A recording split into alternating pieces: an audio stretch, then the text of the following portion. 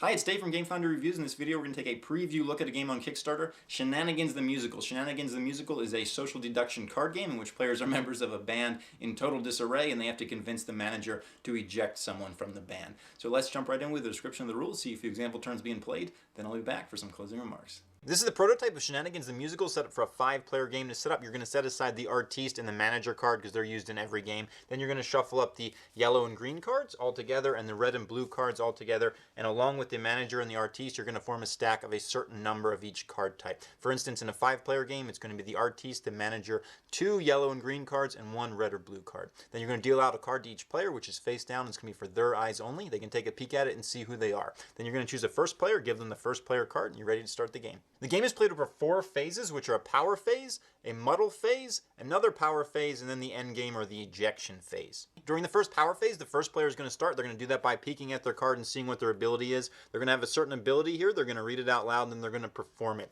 So in this particular case, you pick another player. They must show you their card, but afterwards they may muddle it with you if they want. So he's going to pick this guy, gets to see his card, and then if this guy wants to, he can muddle.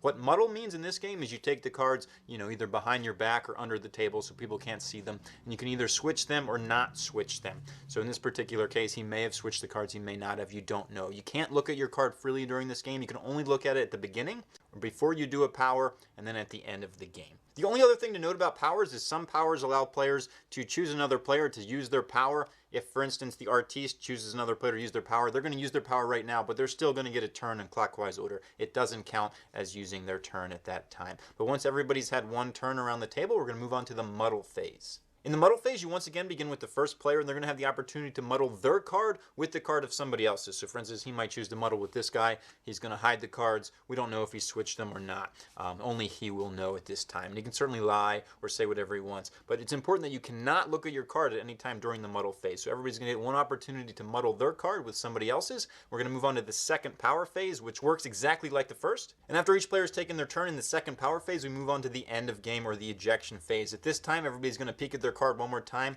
The manager is going to reveal themselves, and the manager is going to choose one of the other players to eject from the game. And everybody has win conditions. For instance, the manager wants to eject the artiste, and the artiste wants the manager to eject somebody else. So they're always at odds. One of them is always going to win the game. But the different win conditions of other players are kind of random. For instance, the player on your left wins. This guy wins. And the non-manager player who said the least is ejected. That is a Shenanigans win condition if I've ever seen one. And then this guy also wants the artiste to be ejected. So people have different motivations to try to tell the manager the information they know about getting the artiste out of the game. So after the discussion is over, the manager just picks somebody. If he's picked correctly in the artiste, he's won the game along with some other players. If he doesn't pick correctly, the artiste is won along with some other players as well. Let's go in with this sample playthrough. We've reshuffled the deck, so we don't necessarily know what roles are in here except for the manager and the artiste. So this guy's the first player, so he's going to go first. He's going to take a peek at this, and his power is show another player your card. So he's going to pick somebody else. He'll take this guy over here. He'll show him his card, and he puts it down. Now this guy's going to peek at his. He gets to look at any card. He decides he's going to look at this guy's over here, so he knows what this is, but of course no one else does.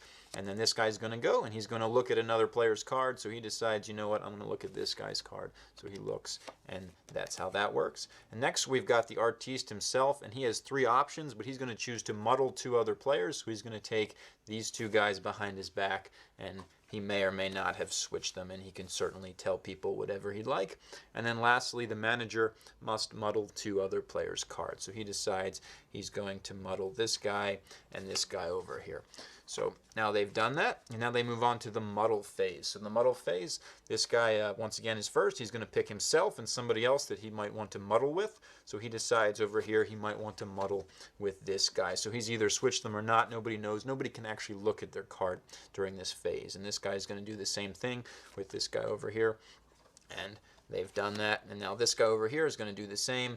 So he picks somebody else along with himself. He'll pick this guy. And then second to lastly, this guy will go. And he will pick another player. He'll pick the guy right to his left. and he'll decide if he wants to muddle them or not.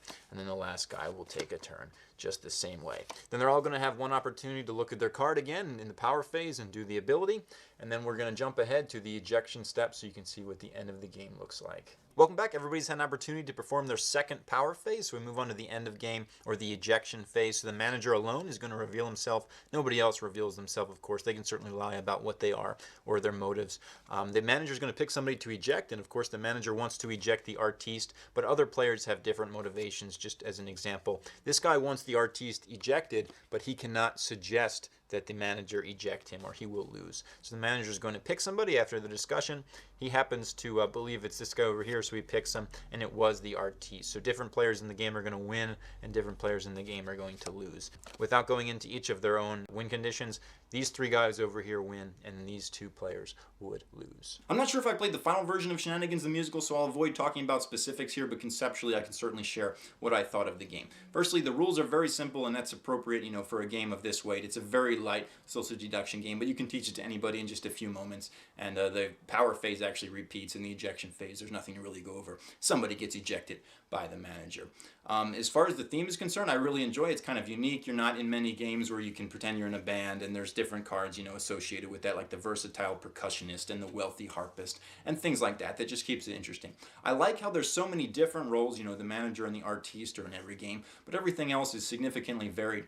There is a struggle that comes with that, though, because of the large amount of muddling that takes place, and also because as the game gets bigger, not so much in a smaller game, the number of roles that you're actually going to see is very low. So you're going to have a very small amount of information about what could possibly be out there. So at least for me, that made the ending not super compelling, because I had trouble deducing in a large player game what could even possibly be happening, and also the motivations of the other players for telling me who to eject when I was the manager, because not all of them want the artiste ejected. In some cases, few of them do. You just don't know, because it can be very varied between games. That can certainly increase replayability in theory, but it can also be a little bit stressful. There is 3 expansions here. I'm not sure which of them are totally available, but the lovers basically just introduce paired groupings that can't eject each other, can't do things like that. The artistes are for bigger player games. Just add some different variations to artiste, like the backstabbing artiste and things like that. Then there's the performers, which basically are normal cards, except at the end of game during the ejection phase they have to talk like a pirate or whatever. And I think for this game that's probably the appropriate way to play. It's very lightweight, and you get more into the performance aspect of it and just kind of being silly, and I think that's really where this fits. So if it looked interesting to you, check it out. That's Shenanigans the Musical.